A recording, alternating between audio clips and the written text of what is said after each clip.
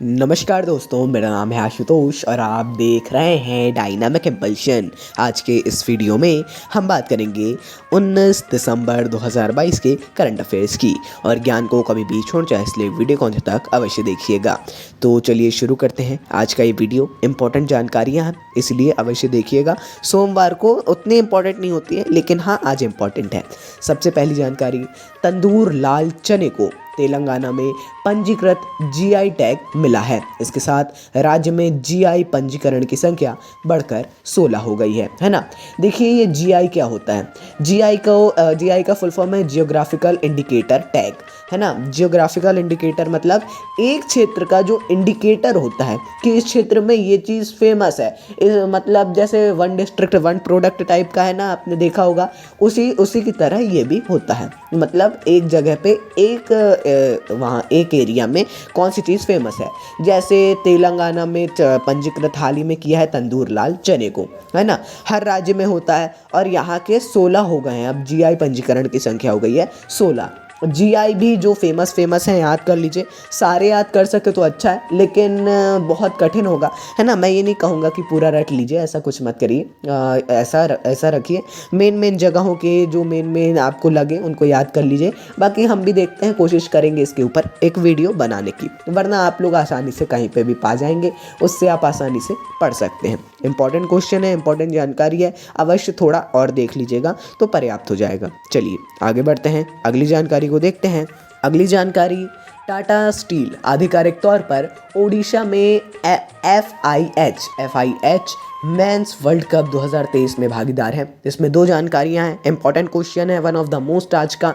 Tata steel हाल ही में ओडिशा में जो हाल ही में होने वाला है FIH मेंस वर्ल्ड कप 2023 इसका भागीदार यानी पार्टनर बना है।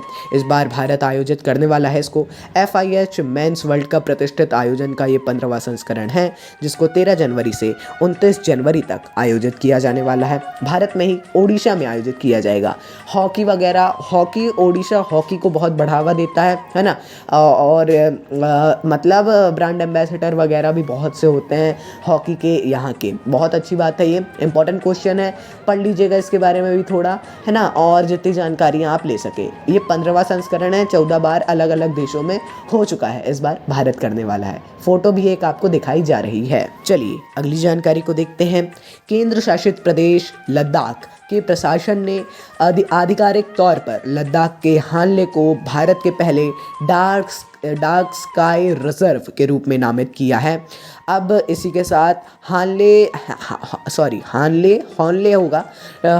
डार्क स्काई रिजर्व के रूप में इसको माना जाएगा। अच्छी बात है, और ये भारत का पहला डार्क स्काई रिजर्व भी बन चुका है ना।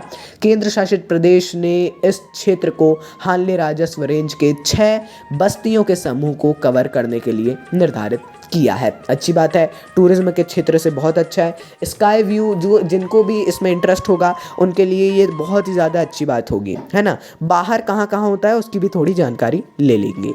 आगे बढ़ते हैं। छठा ब्यादगी तालुक कन्नड़ साहित्य सम्मेलन कर्नाटक के हावेरी जिले के ब्यादगी तालुक में आयोजित किया जाएगा। देखिए ब्यादगी तालुक तो इसके जगह के नाम से ही आप जान सकते हैं, कन्नड़ साहित्य सम्मेलन, है ना। और कन्नड़ बोली जाती है कर्नाटक में, इससे आप और समझ सकते हैं। बाकी साहित्य सम्मेलन है तो आगे साहित्य सम्मेलन जुड़ गया। लेखक और पूर्व DDPI प्रकाश मन्नांगी को साहित्यिक आयोजन के सर्वाध्यक्ष के रूप में भी चुना गया, जो एक बहुत ही ज़्यादा अच्छी बात है, इम्पॉर्टेंट है ना। पढ़ लीजिएगा इसके बारे में और थोड़ा सा, क्योंकि देखिए ये जो महोत्सव वगैरह होते हैं, हर बार जब भी बताते हैं इसकी बात अवश्य लेते हैं। इन सारे महोत्सवों के बारे में पढ़ना अति बहुत ज़्यादा इम्पॉर्टेंट होता है, अति आवश्यक होता है। पढ़ते रहा करिए इन सब चीज़ों के बारे में। यदि आप कोई कोचिंग वगैरह भी देखेंगे, उसमें सर्वप्रथम यही जानकारी दी जाएगी PCS वगैरह में, इसीलिए ये इंपॉर्टेंट है, PCS UPSC सभी के लिए। आइए आगे बढ़ते हैं। कर्नाटक के CM बसवराज बोम्मई ने घोषणा की कि सरकार बेंगलुरु में एक ओपन एयर संग्रहालय विकसित करेगी, जहां उन सभी की प्रतिमाएं स्थापित की जाएंगी जिन्होंने कन्नड़ और इसके सांस्कृतिक लोकाचार में योगदान दिया है। देखिए, कर्नाटक की एक जानकारी हमने दी थी साहित्यिक सम्मेलन वाली अभी ही कुछ समय पहले, और अब ये जानकारी दी जा रही है कर्नाटक की ही, है ना। तो देखिए जो इससे इससे आप ये समझिए, जो कन्नड़ और इसके सांस्कृतिक लोकाचार को जिन्होंने योगदान प्रदान किया है, उनके लिए बेंगलुरु में, जो यहाँ की राजधानी है, ओपन एयर संग्रहालय विकसित करने वाली है कर्नाटक सरकार। उतना इंपॉर्टेंट क्वेश्चन तो नहीं है, लेकिन हाँ फिर भी पढ़ लीजिएगा। और इसमें फेमस नाम कौन कौन से हैं वो देख लीजिएगा, है ना, कि इसमें इनके लिए लोकाचार के लिए कौन कौन से नाम फेमस हैं, वो पढ़ लेंगे तो बहुत हो जाएगा। आइए अगली जानकारी को देखते हैं। संयुक्त राष्ट्र ने भारत की पवित्र नदी गंगा को फिर से जीवंत करने के लिए नमामि गंगे पहल को प्राकृतिक दुनिया को पुनर्जीवित करने के लिए शीर्ष 10 विश्व बहाली फ्लैगशिप में से एक के रूप में मान्यता दे दी है। देखिए, हमने थोड़ा इसके बारे में पहले जानकारी ली थी पहले कुछ वीडियोस में, और अब इसके बारे में संक्षिप्त में समझते हैं। संयुक्त राष्ट्र ने जो नमामि गंगे पहल है उसको प्राकृतिक दुनिया को पुनर्जीवित करने में शीर्ष 10 विश्व बहाली फ्लैगशिपों में से एक घोषित किया है, इसकी मान्यता दी है ना। इसमें से 10 में से एक नमामि गंगे पहल भी है। बहुत ज़्यादा अच्छी बात है और इम्पॉर्टेंट भी है, और एक प्राउड मूवमेंट भी आप समझ सकते हैं सभी भारतवासियों के लिए। गंगा आखिर हमारे देश से ही बहती है। आगे बढ़ते हैं। अंतिम जानकारी, 19 दिसंबर को भारतीय सशस्त्र बलों द्वारा गोवा को पुर्तगाली शासन से मुक्त करने और भारतीय उपमहाद्वीप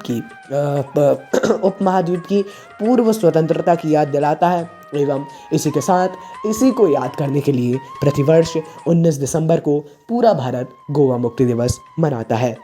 विशेष आयोजन होता है इसका गोवा में, पूरा गोवा हर्षोल्लास से भरा होता है। तो चलिए दोस्तों, इसी के साथ ये थी अंतिम जानकारी। बाकी आपको कुछ भी कन्फ्यूज़न हो किसी भी टॉपिक से रिलेटेड, कमेंट पे पूछिएगा। मिलते हैं अगले वीडियो में नई जानकारी के साथ, नई कुछ चीज़ लेकर आएंगे आपके लिए। नमस्कार, डायनामिक इम्पल्शन।